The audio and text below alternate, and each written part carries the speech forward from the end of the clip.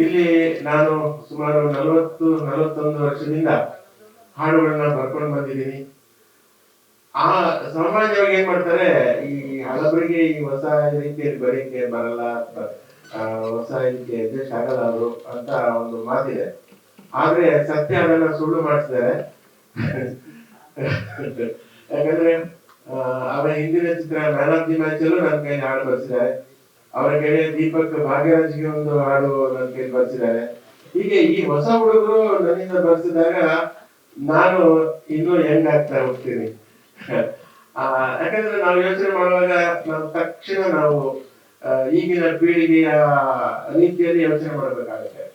ಹಾಗಾಗಿ ನಾವು ಅಪ್ಡೇಟ್ ಆಗೋದಕ್ಕೆ ಇದೊಂದು ಅವಕಾಶ, ಇನ್ನೊಂದು ಒಳ್ಳೆ ಅವಕಾಶ ನನಗೆ ಸತ್ಯ ಕೊಟ್ಟಿದ್ದಾರೆ.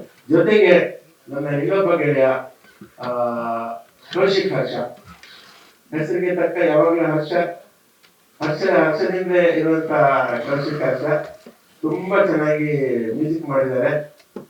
ಎಲ್ಲ ಹಾಡುಗಳನ್ನ ಚೆನ್ನಾಗಿ ಮಾಡ್ಕೊಟ್ಟಿದ್ದಾರೆ.